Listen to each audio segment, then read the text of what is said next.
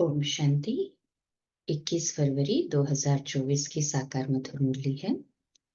ज्ञान के सागर प्यारे मीठे बाप दादा हम बच्चों से आज विशेष ज्ञान के साथ साथ योग की भी ताकत को भरने के लिए कहते हैं। मुरली का सार है, मीठे बच्चे, ज्ञान की तलवार में योग का जौहर चाहिए, तभी विजय होगी। ज्ञान में योग का जौहर है तो उसका असर जरूर होगा। प्रश्न: तुम खुदा के पैगंबर हो, तुम्हें सारी दुनिया को कौन सा पैगाम देना है? उत्तर: सारी दुनिया को पैगाम दो कि खुदा ने कहा है, तुम सब अपने को आत्मा समझो, देह अभिमान छोड़ो, एक मुझ बाप को याद करो, तो तुम्हारे सिर से पापों का बोझा उतर जाएगा। एक बाप की याद से तुम पावन बन जाएंगे। अंतर्मुखी बच्चे ही ऐसा पैगाम सभी को दे सकते हैं। ओम शांति। बाप ने समझाया है कि कोई भी मनुष्य मात्र, फिर चाहे दैवी गुण वाले हो या आसुरी गुण वाले हो, उनको भगवान नहीं कह सकते। ये तो बच्चे जानते हैं। दैवी गुण वाले होते हैं सतयुग में, आसुरी गुण वाले होते हैं कलयुग में। इसलिए बाबा ने लिखत भी बनाई है कि दैवी गुण वाले हो या आसुरी गुण वाले, सतयुगी हो या कलयुगी, ये बातें बड़ी मुश्किल से मनुष्यों को समझ में आती है। तुम सीढ़ी पर बहुत अच्छी रीति समझा सकते हो। तुम्हारे ज्ञान के बाण बहुत अच्छे हैं, परंतु उसमें जौहर चाहिए। योग का जौहर भी तो चाहिए। जैसे तलवार में भी जौहर होता है, कोई बहुत तीखे जौहर वाले होते हैं। जैसे गुरु गोविंद सिंह की तलवार विलायत चली गई, उस तलवार को लेकर परिक्रमा देते हैं, बहुत साफ रखते हैं। कोई 2 पैसे की भी तलवार होती है, जिसमें जौहर होता है ना, वो बहुत तीखी होती है, उनका दाम बहुत होता है। जो 2 पैसे की तलवार होगी, जौहर तीखा नहीं होगा, तो वैसा उस हिसाब से उसका कार्य। तो बाबा कहते बच्चों में भी ऐसे है। कोई में ज्ञान बहुत है, योग का जौहर कम है। जो बांधेले है, गरीब है, वह शिव बाबा को बहुत याद करते हैं। उनमें ज्ञान कम है, योग का जौहर बहुत है। वह तमो प्रधान से सतो प्रधान बन रहे हैं। जैसे एक अर्जुन भील का भी मिसाल दिखाते हैं। अर्जुन से भी भील तीखा हो गया बाण मारने में। अर्जुन अर्थात जो घर में रहते हैं, रोज सुनते हैं, उनसे बाहर रहने वाले तीखे हो जाते हैं। जिनमें ज्ञान का जौहर है, उनके आगे वह भरी ढोते हैं, कहेंगे भावी। कोई फेल होते हैं व दिवाला मारते हैं, तो नसीब पर हाथ रखते हैं। ज्ञान के साथ योग का जौहर भी जरूर चाहिए। जौहर नहीं तो गोया कुक्कड़ ज्ञानी है। बच्चे भी फील करते हैं, कोई का पति में, कोई का किस में प्यार होता है। ज्ञान में बहुत तीखे होते, लेकिन अंदर खिटखिट रहती है, मोह होता है ना। यहाँ तो बिल्कुल साधारण रहना है, सब कुछ देखते हुए जैसे देखते ही नहीं, साक्षी होके, एक बाप से ही प्रीत। तब तो काया जाता है कम कारडे दिल यार डे। ऑफिस आदि में काम करते भी बुद्धि में याद रहे कि मैं आत्मा हूं। बाबा ने फरमान किया है कि मुझे याद करते रहो। भक्ति मार्ग में भी कामकाज करते कोई न कोई इष्ट देवता को याद करते रहते हैं। वह तो है पत्थर का बुत, उनमें आत्मा तो है नहीं। लक्ष्मी नारायण भी पूजे जाते हैं, वह भी पत्थर की मूर्ति है ना? बोलो, इनकी आत्मा कहाँ है? अब तुम समझते हो, जरूर कोई नाम रूप में है। अब तुम फिर योग बल से पावन देवता बन रहे हो। एम ऑब्जेक्ट भी है। दूसरी बात, बाप समझाते हैं, ज्ञान सागर और ज्ञान गंगाएं इस पुरुषोत्तम संगम युग पर ही होते हैं। बस एक ही समय पर होते हैं। ज्ञान सागर आते ही है कल्प के इस पुरुषोत्तम संगम युग पर। ज्ञान सागर है निराकार परमपिता परमात्मा शिव। उनको शरीर जरूर चाहिए जो बात भी कर सके। बाकी पानी की तो बात ही नहीं। यह तुमको ज्ञान मिलता ही है संगम युग पर। बाकी सब के पास है भक्ति। भक्ति मार्ग वाले गंगा के पानी को भी पूजते रहते हैं। पतित पावन तो एक ही बाप है। वह आते ही एक बार है जब पुरानी दुनिया बदलनी है। अब यह किसको समझाने में बुद्धि भी चाहिए। एकांत में विचार सागर मंथन करना पड़े। क्या लिखे जो मनुष्य समझ जाए कि ज्ञान सागर परमपिता परमात्मा एक शिव ही है। वह जब आते हैं, उनके बच्चे जो ब्रह्मा कुमार कुमारियां बनते हैं, वह ज्ञान धारण कर ज्ञान गंगाएं बनते हैं। अनेक ज्ञान गंगाएं हैं जो ज्ञान सुनाते रहते हैं। वो ही सदगति कर सकते हैं। पानी में स्नान करने से पावन नहीं बन सकते। ज्ञान होता ही है संगम पर। ये समझाने की युक्ति चाहिए। बड़ा अंतर्मुख चाहिए। शरीर का भान छोड़ अपने को आत्मा समझना है। इस समय कहेंगे हम पुरुषार्थी है। याद करते करते जब पाप खत्म होंगे तब लड़ाई शुरू होगी। जब तक सबको पैगाम मिल जाए। पैगाम अथवा मैसेज तो शिव बाबा ही देते हैं। खुदा को पैगंबर कहते हैं ना। तुम सबको यह पैगाम पहुंचाते हो कि अपने को आत्मा समझ परमपिता परमात्मा के साथ योग लगाओ। तो बाप प्रतिज्ञा करते हैं कि तुम्हारे जन्म जन्मांतर के पाप कट जाएंगे। ये तो बाप ब्रह्मा मुख से बैठ समझाते हैं। पानी की गंगा क्या समझाएगी। बेहद का बाप बेहद के बच्चों को समझाते हैं। तुम सतयुग में कितने सुखी संपत्तिवान थे। अभी दुखी कंगाल बन पड़े हो। ये है बेहद की बात। बेहद की बात समझाते हैं ना बाबा। कहे हाँ जी बाबा। बाकी ये चित्र आदि सब भक्ति मार्ग के हैं। ये भक्ति मार्ग की सामग्री भी बननी है।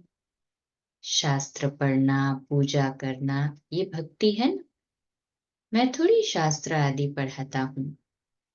मैं तो तुम पतितों को पावन बनाने के लिए ज्ञान सुनाता हूँ कि अपने को आत्मा समझो। अभी आत्मा और शरीर दोनों ही पतित है। अब बाप को याद करो तो तुम यह देवता बन जाएंगे। देह के सर्व पुराने संबंधियों से ममत्व मिट जाए। गाते भी है, आप आएंगे तो हम और कोई की नहीं सुनेंगे।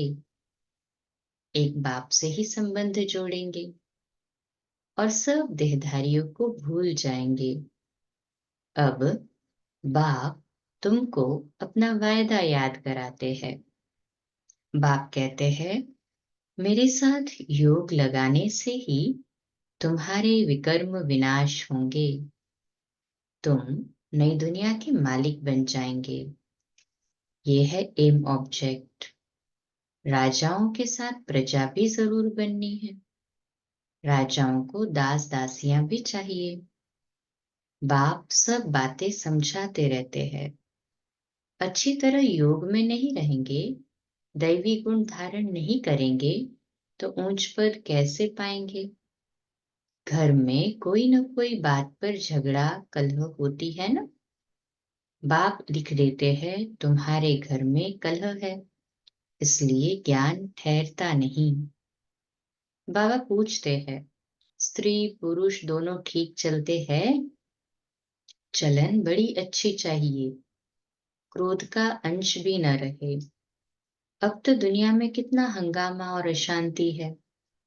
तुम्हारे में बहुत ज्ञान योग में तीखे हो जाएंगे तो और भी बहुत याद करने लग पड़ेंगे।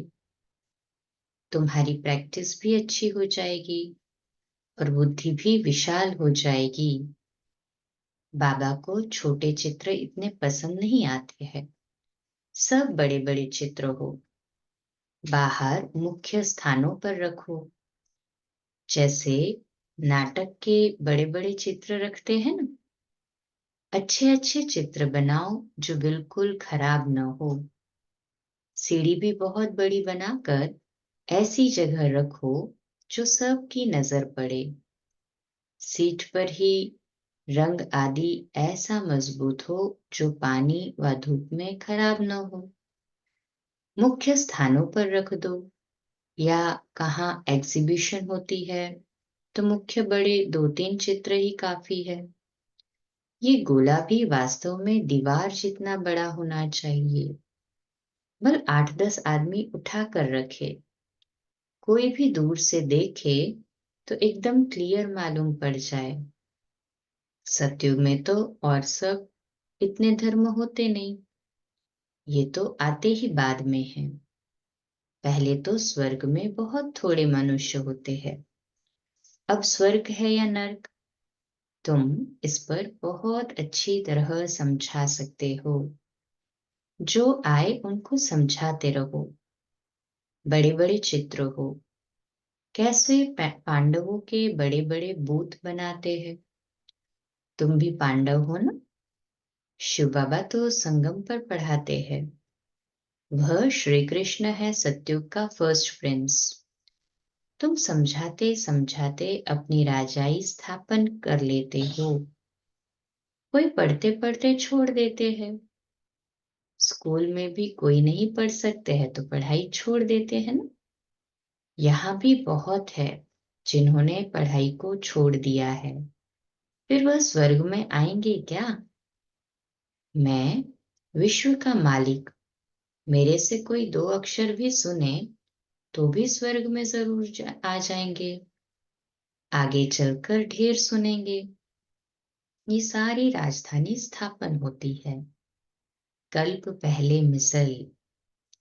बच्चे समझते हैं हमने अनेक बार राज्य लिया है, फिर गवाया है।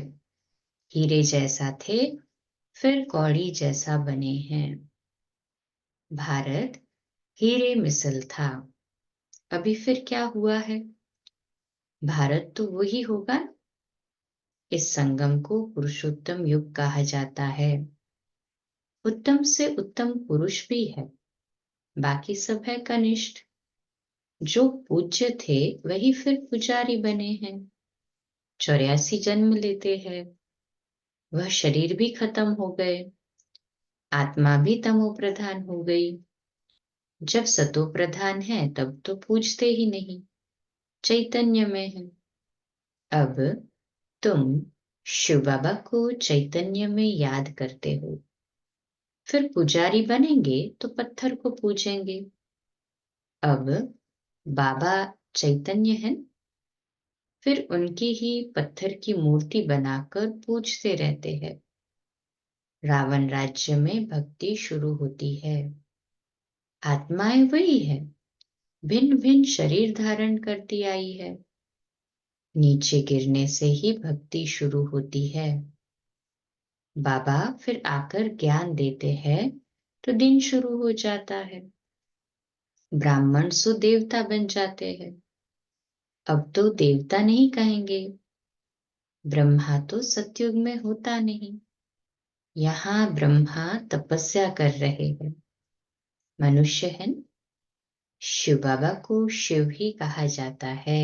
उनका तो नाम चेंज ही नहीं होता। वही रहता है, भले कर्तव्यवाचक अलग अलग नाम है, सभी धर्म स्थापकों ने अलग अलग नाम से पुकारा, परंतु है तो वही। बाबा कहते हैं इनमें है तो भी शिव बाबा कहेंगे। ब्रह्मा बाबा के रथ में है तो भी शिव बाबा, दादी गुलजार के रथ में थे तो भी शिव बाबा, दूसरा कोई नाम नहीं रखा जाता। इनमें शिव बाबा आते हैं। वह ज्ञान का सागर है। इस ब्रह्मा तन द्वारा ज्ञान देते हैं, तो चित्र आदि भी बड़ी समझ से बनाने हैं। इसमें लिखत ही काम में आती है।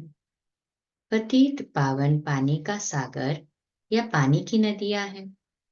वह ज्ञान सागर और उनसे निकली हुई ज्ञान गंगाएं ब्रह्मा कुमार कुमारियां हैं। इनको ही बाप ज्ञान देते हैं। ब्रह्मा द्वारा जो ब्राह्मण बनते हैं वही फिर देवता बनते हैं। विराट रूप का चित्र भी बहुत बड़ा दिखाना है। ये है मुख्य चित्र। बाप समझाते हैं मीठे बच्चे, तुम्हें अपनी सिविल बुद्धि बनानी है। जब बाबा देखते हैं तो इनकी क्रिमिनल आय है, जब बाबा देखते हैं कि इनकी क्रिमिनल आय है तो समझ जाते हैं यह चल नहीं सकेंगे। तुम्हारी आत्मा अब त्रिकालदर्शी बनती है। ये कोई विरला समझते हैं, बहुत बुद्धू है, बाप को फारकती दे देते हैं। ये तो बच्चे समझते हैं कि राजधानी स्थापन हो रही है, उसमें सब चाहिए, पिछाड़ी में सब साक्षात्कार होंगे, फर्स्ट क्लास दास दासियां भी बनेंगी। फर्स्ट क्लास दासी कृष्ण की पालना करेंगी, बर्तन साफ करने वाली, खाना खिलाने वाली, सफाई करने वाली सब होंगी। यहाँ से ही निकलेंगी। यहाँ के पुरुषार्थ के आधार पर ही तो वहां पद है ना। फर्स्ट नंबर वाली जरूर अच्छा पद पाएगी, वह भासना आती है। बाबा को बच्चों से भासना आती है। ये बहुत अच्छी मुरली चलाते हैं, परंतु योग कम है। कोई स्त्री पुरुष से भी तीखी हो जाती है। एक ज्ञान में है, कहते हैं बाबा दूसरा पहिया ठीक नहीं है, एक दो को सावधान करना है। प्रवृत्ति मार्ग है ना, जोड़ी एक जैसी चाहिए, आप समान बनाना है। पिछाड़ी में तुम दुनिया को ही भूल जाएंगे। समझते हो ना कि हम हंस है, ये बगुला है, किसमें कोई अवगुण, किसमें कोई चटाभेटी भी चलती है।